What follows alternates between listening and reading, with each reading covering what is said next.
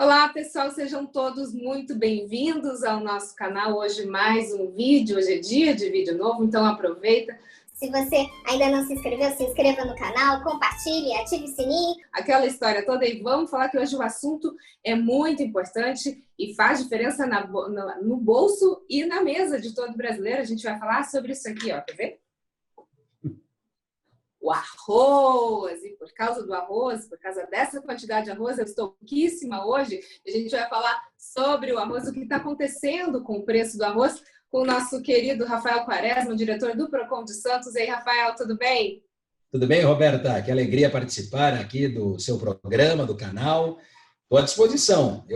Depois eu que vou te perguntar até se você já declarou esse pote de arroz no seu imposto de renda.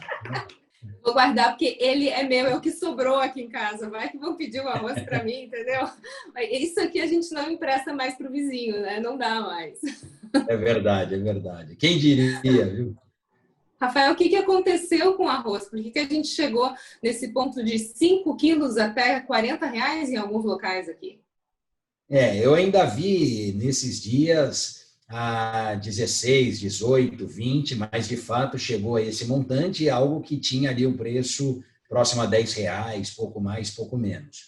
Roberto, eu acho que foi uma soma de fatores ali, não é? Vários acontecimentos ao mesmo tempo que somados acarretaram essa majoração de preço e essa situação prejudicial ao consumidor. Eu ainda hoje disse, numa outra entrevista, que esse cenário, esse fator, ele é duplamente nocivo ao consumidor, não é? Porque você pega muitas pessoas que tiveram uma perda de renda, não é? Perderam emprego ou, ainda que trabalhando, sofreram reduções consideráveis ali no seu orçamento, e na outra ponta, né, o outro extremo, você tem a majoração de preços. Então, o aumento por si só ele já é muito ruim quando as pessoas mantêm o seu poder de compra. Esse aumento ele é pior quando essas pessoas já sofreram essa perda de renda, enfim, como é o que vem acontecendo, infelizmente, com uma parcela significativa da população. A parte de tudo isso, Roberta, a gente sabe da valorização da moeda estrangeira, do interesse dos produtores em exportar esse item e, obviamente, trabalhando dentro das regras que são válidas, né, e que nós temos, que é de uma economia de mercado e de um livre mercado. Então, a gente sempre fala, né, da intervenção do Estado no domínio econômico, aliás, um tema que é muito caro ao pessoal da área jurídica, né, o pessoal que trabalha ali com direito e economia, enfim, porque muitos defendem, e eu sou adepto dessa corrente, de um Estado mínimo ou de uma intervenção mínima do Estado na economia. Mas, em dados momentos e para certos temas, isso se faz necessário.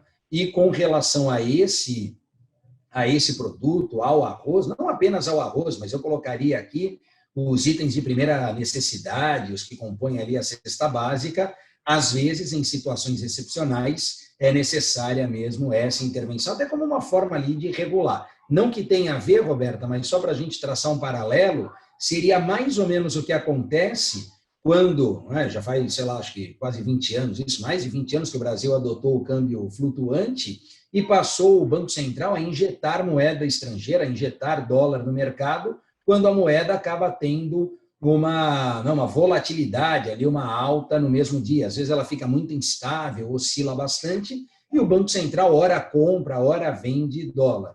Então era necessário, trazendo para a realidade do arroz, que houvesse também essa mesma ideia, não é, em relação a tentar equacionar, ali, equilibrar o mercado.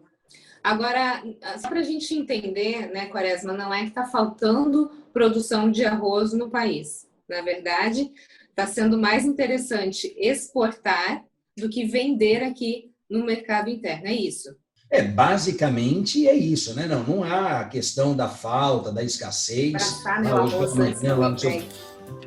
Hoje lá pela manhã a gente falava, né? Você até lembrou a questão do combustível, da gasolina, quando teve aquela greve, que era mesmo uma falta do produto. Hoje não. Aliás, você tem essa venda de forma mais acentuada para o mercado estrangeiro e você tem o Brasil importando aquilo que ele produz. Né? Então, veja como falta uma certa uma organização ali, né?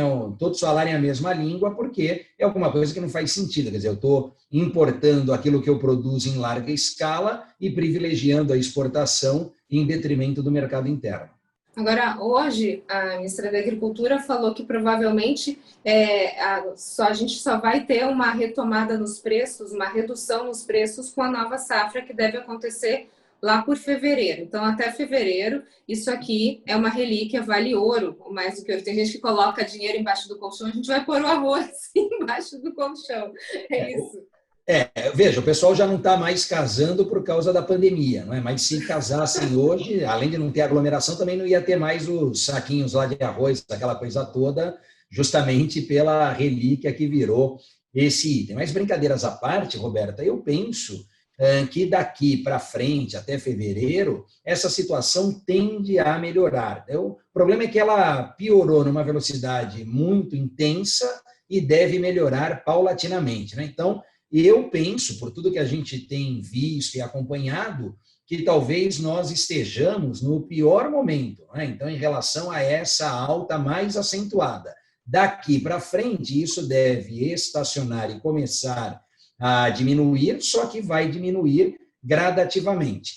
Só para quem nos acompanha também correlacionar aqui os temas, não é muito diferente quando você fala da safra, lá a gente tem entre safra, não é muito diferente do que acontece com a cana-de-açúcar, com o álcool. Né? Então, veja que às vezes, não agora, mas as safras anteriores, anos atrás, nós tivemos isso em relação ao próprio combustível. De uma hora para outra, ninguém mais usava o álcool, optava pela gasolina, por quê? Porque o álcool teve uma valorização ali, um aumento muito expressivo. Então, aqui me parece que a gente já chegou no pior estágio e a tendência é que isso vá mudando, até porque estes outros fatores também podem novamente impactar. A gente falou da moeda estrangeira, né? O dólar está ali, se eu não estou enganado, 5 alguma coisa, 5,30 por aí, pode ser que haja uma alteração, né, em relação ao valor da moeda por força ali de outros acontecimentos. Então, talvez a gente comece a diminuir. E, claro, o consumidor, né, só para aproveitar o gancho aqui,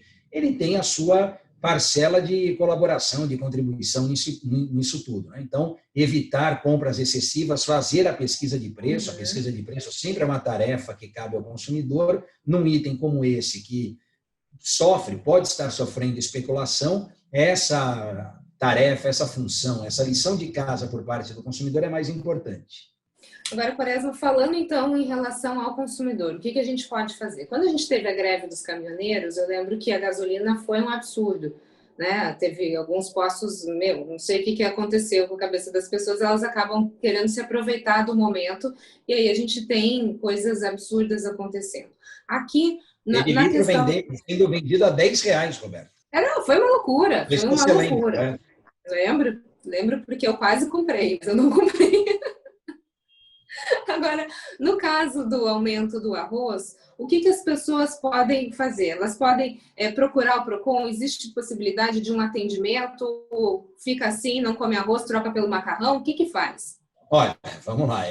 Eu acho que de tudo um pouco aqui, não é? Então, pegando o gancho também daquela questão envolvendo os combustíveis em 2018, veja que você tinha uma especulação por parte mais ali de donos de postos, né? Muitos que tinham o combustível nos tanques, em estoque, e se negavam a vender ou aumentavam o preço daquilo que eles já tinham comprado, obviamente que uma prática abusiva, né? Então, a gente teve, eu me lembro, até revisitando matérias da época, agora para um outro artigo que eu escrevi, eu me lembro de um posto em especial que a nossa fiscalização esteve e o gerente, lá o dono, falou o seguinte, olha, a gente não tem o combustível. O fiscal ficou com aquilo, né, meio engasgado ali, com a pulga atrás da orelha, quando ele olha o tanque tinha combustível. Então, isso era uma outra infração, porque você não pode negar a venda daquele produto que você tem em estoque. Então, eu estou falando tudo isso por quê? Porque na questão do arroz, e como foi lá em 2018 com o combustível, todos aqui devem fazer a sua parte. Então, naquela situação em que tinha especulação e muitos consumidores aceleravam o agravamento da situação, querendo completar tanque do carro, né, o tanque de combustível, enfim. Agora, aqui é a mesma coisa, eu não vou comprar uma quantidade expressiva do produto aqui, de arroz, ainda mais se eu encontrar ali um valor que já não seja tão alto como esses que você falou. Bom, eu não encontro mais a 10, mas encontro a 15, 20, está caro, às vezes o dobro, mas não é 40, não é? E aí eu pego e compro mais. É importante, nesses momentos, nós sempre lembrarmos de exercitar o senso comum aqui, o senso coletivo, né? Pensar um pouco menos individualmente, pensar um pouco mais no coletivo. Veja que a última coisa que deveria precisar ser feita por parte de mercados era limitar a quantidade de compra de consumidores. Por que o mercado faz isso? Porque tem gente que quer comprar muito. E aí isso também contribui para a aceleração, o agravamento desse cenário. Então, primeira coisa, não vou comprar, não vou estocar o produto. Segundo, eu vou fazer a pesquisa de preço. É importante, e essa já é a regra de mercado, é tarefa do consumidor. Quando o item sofre o que vem sofrendo o arroz, não só o arroz, óleo, etc., é importante, então, que o consumidor aumente essa sua né, essa comparação em relação aos preços. E ainda um terceiro aspecto, claro, se possível, tentar substituir o item. Me parece, para a gente, na nossa cultura, que o arroz, ele talvez seja de difícil substituição, né? A gente comentou também, falou, o pessoal substitui por macarrão, tudo, não sei se é tão fácil, né? Se há essa adaptação. Lógico, numa situação extrema, excepcional, tudo bem, mas uma mudança de hábito sempre é mais complicado. Então, eu trabalharia este ponto, não compraria em grande quantidade, não aceleraria essa especulação, pesquisaria o preço do produto e, obviamente, tentaria substituir esse item por outro. Em relação ao PROCON, que você me perguntou, é sim motivo de repartir essa informação conosco, né? É importante que o consumidor nos auxilie a otimizar a nossa fiscalização. Por quê? Porque são muitos estabelecimentos e, claro, muitos itens. O arroz agora é a bola da vez, mas a gente sabe de outros estabelecimentos que adotaram medida semelhante com outros itens, óleo, ovos, enfim. Então, é importante que o consumidor nos auxilie pelos nossos canais, dizendo, olha, mercado X é o arroz, ou mercado Y é o óleo, porque com isso a gente consegue uma fiscalização mais efetiva, mais eficaz. De que forma? Solicitando exibição de nota de compra e nota de venda. Tudo aquilo que já era feito para as outras situações será feito também, já está sendo feito para a questão que envolve o arroz. Então, a gente pode ter uma tragédia anunciada do divórcio até o final do ano do arroz com feijão. É isso. Eu acho que sim, pode ser sim. Quaresma, muito obrigada pela sua participação. Vou guardar aqui o meu arroz, porque é um crime hoje a gente queimar arroz, por exemplo, né? Como se fosse rasgar dinheiro. Pois é quase isso. Por isso que eu falei para você, quando você fizer o churrasco, eu vou levar a carne agora. Ninguém leva arroz mais, tá vendo? Ah, o arroz eu tô fora. Tá joia, Quaresma, muito obrigada. Um abração para você. Valeu, Roberto. Outro pra ti. Um grande abraço. Tchau, tchau. Tchau. E a gente fica por aqui. Muito obrigada a você que nos acompanhou. A gente continua sempre, toda semana, com vídeo novo. Então, você compartilhe, ative o sininho e vem com a gente fazer esse canal Roberta Lemos. Hoje falamos de economia e eu vou aqui proteger o meu arroz. Até mais.